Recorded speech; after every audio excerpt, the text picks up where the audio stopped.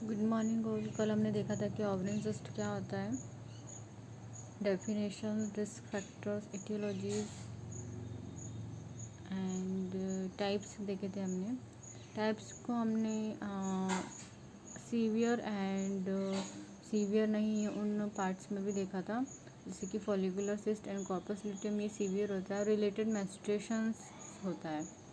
And other cyst में dermatoid cyst and cystadenoma cyst and endometrioma cyst को हमने देखा था। ये क्या होता है, ये भी सीरियस वैसे होते हैं, लेकिन इनमें ये जो जनरली ये मेंसेस से रिलेटेड नहीं होते, मेंस्ट्रुअल साइकिल से रिलेटेड नहीं होते, इसलिए कम रिस्की होते हैं। इसमें हमने follicular cyst, corpus luteum and other types of cyst में देखा था। अब हम आज देखेंगे कि इसके सिम्टम्स क्या होते हैं। इसमें सबसे पहले पेशेंट को पेल्विक पेन होगा, डल और sharp acne in the lower abdomen and on the side of the cyst. उससे क्या होगा कि डल या शार्प एक होगा, एक दैट मीन्स पेन, एंड जो उस पार्ट में होगा जहाँ पर जो पेशेंट है उसकी ओवरी, जो अफेक्टेड ओवरी होगी उस साइड पर पेशेंट को पेन होगा, एब्डोमिनल पेन होगा, लोअर एब्डोमिनल पेन होगा जिस साइड में उसकी ओवरी अफेक्टेड होगी। नेक्स्ट है fullness and heaviness in abdomen. उसको हैवीनेस लगेगा, फुलनेस लगेगा एब्डोमिन में, क्योंकि जो ओवरीज है वो अपनी नॉर्मल साइज से अब नॉर्मल कंडीशन में हमें शो होती है। नेक्स्ट ब्लोटिंग दैट मीन्स वही होता है फीलिंग ऑफ फुलनेस। उसे ऐसा लगेगा कि एब्डोमेन में कुछ ब्लोटिंग टाइप लग रहा है। Next changes in menstruation cycle. Changes होगा मेंस्ट्रुएशन साइकिल में, उसका मेंस्ट्रुएशन साइकिल हैवी हो सकता है, पेन क्रैम्प्स हो सकता है, डिस्मेनोरिया हो सकता है, एंड उससे ये दिक्कत भी हो सकती है कि उसका जो ब्लीडिंग है वो उसको हैवियर हो जाए या कम हो जाए। ठीक है, ये तो हमें सिम्टम्स मिलते हैं।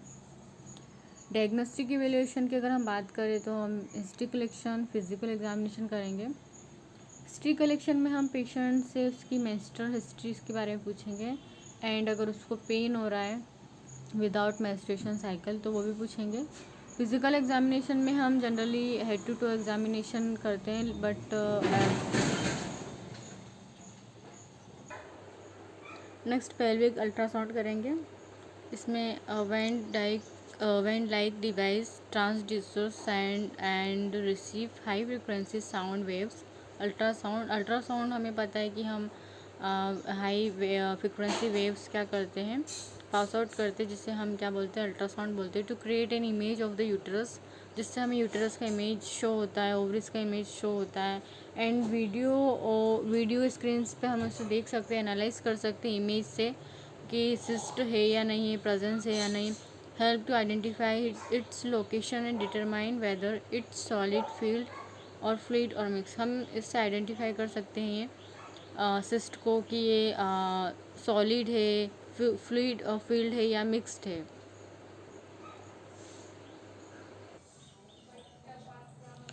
नेक्स्ट इन्वेस्टिगेशंस में हम डायग्नोस्टिक में लेप्रोस्कोपी करेंगे। लेप्रोस्कोपी में हम यूज़ करते हैं laparoscope, a slim lighted instrument inserted into abdomen through a small incision and visualizations ovaries को विजुअलाइज करते हैं, देखते हैं, क्लियरली एग्जामिनेशन करते हैं।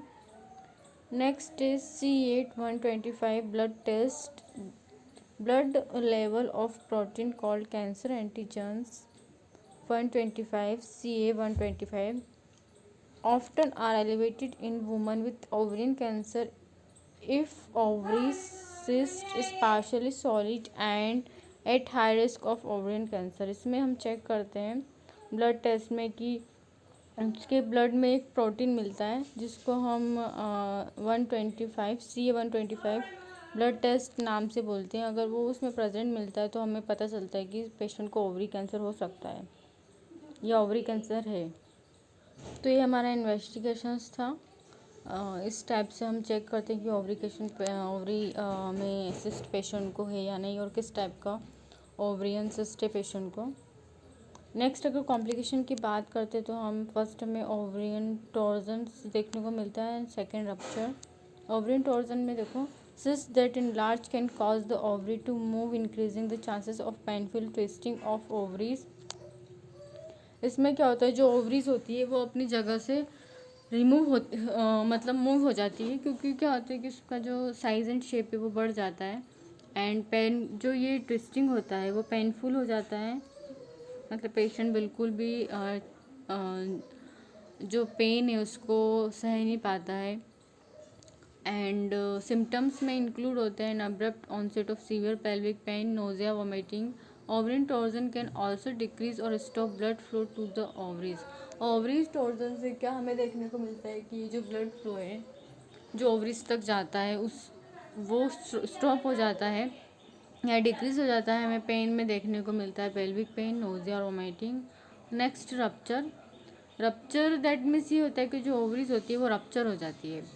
A cyst that rupture can cause severe pain and internal bleeding.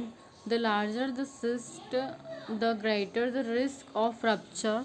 Vigorous activity that affect the pelvis, such as vaginal intercourse, also increase the risk. इसमें क्या बोल रहे हैं कि जो रप्चर है, अगर पेशेंट को सिस्ट है वो रप्चर हो जाता है, वो कॉज करता है severe pain and internal bleeding. क्योंकि जो सिस्ट है अगर उसमें ब्लड होगा तो वो ऑब्वियसली बात है कि वो इंटरनल ब्लीडिंग को कॉज करेगा एंड जो कंडीशन होती है वो टैकल करना इम्पॉसिबल हो जाती है उसके बाद। मतलब बहुत मुश्किल से ही, रेयरली उसको हम क्योर कर पाते हैं, क्योंकि जो उसका सिस्ट होता है वो रप्चर कब होता है, जब उसका साइज़ बढ़ जाता है। एंड इसके चांसेस क्या होते हैं कि जब वेगरस एक्टिविटी करते हैं अफेक्टेड इन द पेल्विस में, जैसे कि वजाइनल इंटरकोर्स, अगर पेशेंट एक्टिव है वजाइनली इंटरकोर्स तो उसमें चांसेस बढ़ जाते हैं रप्चर होने के लिए। ट्रीटमेंट की अगर हम बात करते हैं तो हमें जनरली ट्रीटमेंट डिपेंड करता है कि किस टाइप का सिस्ट है पेशेंट को। Treatment depend on age, the type and the size of the cyst and symptoms. Watchful waiting, सबसे पहले हमें वॉचफुल वेटिंग करना है, क्योंकि जो सिस्ट होता है, नॉर्मल सिस्ट क्या होता है अपने आप ही रिकवर हो जाता है, उसमें ट्रीटमेंट की ज़रूरत नहीं पड़ती है। अगर वो स्मॉल हो तो स्मॉल फ्लूइड फील्ड है तो वो अपने आप ही ठीक हो जाता है। इसमें देखो, in many cases can wait and be reexamine to see if the cyst goes away within a few months. This is typically an option regardless of age if have no symptoms and an ultrasound show have simple small fluid filled cyst. अगर हमने ultrasound, patient को पता चला कि इसे cyst है, ठीक है, उसको इस कंडीशन के बारे में पता चला, उसने डॉक्टर को चेक कराया, उसे पता चला सिस्ट है, लेकिन वो स्मॉल साइज एंड शेप में है एंड फ्लूइड फील्ड है, तो क्या होता है कि ये जनरली अपने आप ही ठीक हो जाता है कुछ मंथ में, और इसको वापस से री एग्ज़ामिन करना पड़ता है। अगर री एग्ज़ामिन करके हमें देखते हैं कि जो अल्ट्रासाउंड करा है तो उसमें सिस्ट का साइज एंड शेप वो हमें कम मिल रहा है, तो हमें वेट करना है कि हो सकता है बिना ऑपरेटिव ट्रीटमेंट के ओनली मेडिसिन से ही ये ठीक हो जाए, या किसी किसी में मेडिसिन की ज़रूरत भी पड़ती है। उसके बाद फॉलोअप में हमें ऐसे ही नहीं छोड़ना है कि वो अपने आप ठीक हो जाएगा, पेशेंट को भी समझाना है एंड जो उसके कंसल्टेंट है वो फॉलोअप लेते हैं पेल्विक अल्ट्रासाउंड का एट इंटरवल में, जैसे कि 2 मंथ में सोनोग्राफी करवाना या 1 मंथ में सोनोग्राफी करवाना, ये चेक करने के लिए जो सिस्ट का साइज़ है वो स्मॉल हो रहा है या नहीं, कितना स्मॉल हो रहा है, ठीक है, कितना स्मॉल हो रहा है ये हम चेक करेंगे। जैसे कि हमने फर्स्ट सोनोग्राफी में देखा, फर्स्ट सोनोग्राफी में हमें इतना सिस्ट का साइज़ मिला, सेकंड में कुछ मंथ बाद इतना मिला, फिर 1 मंथ बाद इतना मिला, सेकंड मंथ बाद इतना मिला, ठीक है। तो ये हम चेक करते हैं कि पेशेंट को कितना रिलीफ लग रहा है। अगर अपने आप ठीक हो रहा है तो उसमें कुछ ट्रीटमेंट की ज़रूरत नहीं है। अगर उसका साइज़ इंक्रीज़ हो रहा है, जैसे कि फर्स्ट मंथ हमें इतना मिला, सेकेंड मंथ इतना मिला, थर्ड मंथ इतना मिला, 4 मंथ इतना मिला, तो हम इस कंडीशंस में आने के बाद फिर उसका जो सर्जिकल ट्रीटमेंट है या मेडिकल जो ट्रीटमेंट है वो अप्लाई करेंगे। वैसे तो अगर हमें साइज़ इंक्रीज़ मिल रहा है दैट मीन्स हम शो करेंगे कि हम उसको डिक्रीज़ करने की कोशिश करें। मेडिकल मैनेजमेंट में हम जनरली हार्मोनल कॉन्ट्रासेप्टिव्स देंगे, such as birth control pills to keep ovarian cyst from recurring. However, birth control pills won't shrink an existing cyst. Birth control या हार्मोनल कॉन्ट्रासेप्टिव पिल्स इसलिए बोल रही क्योंकि हार्मोनल कॉन्ट्रासेप्टिव्स में generally oestrogen and progesterone होता है, ठीक है। और ये एस्ट्रोजन और प्रोजेस्ट्रॉन क्या करते हैं, ओवरीज में हार्मोन सिक्रीट करते हैं एंड मेंस्ट्रुएशन साइकिल के लिए रेडी करते हैं, ठीक है। जब पेशेंट को अगर हम हार्मोनल सप्लीमेंट्स अगर उसका इम्बैलेंस होने के कारण पेशेंट को ओवरी सिस्ट होने के चांसेस होते हैं तो हम उसको हार्मोनल कॉन्ट्रासेप्टिव्स मेथड देंगे, कंट्रोल पिल्स देंगे, जिससे क्या होगा कि जो उसको एबनॉर्मलिटीज़ हमें दिख रही है सिस्ट की, वो क्या करता है कि वो कम करने की कोशिश करता है या उसको कम कर देता है, श्रिंक कर देता है।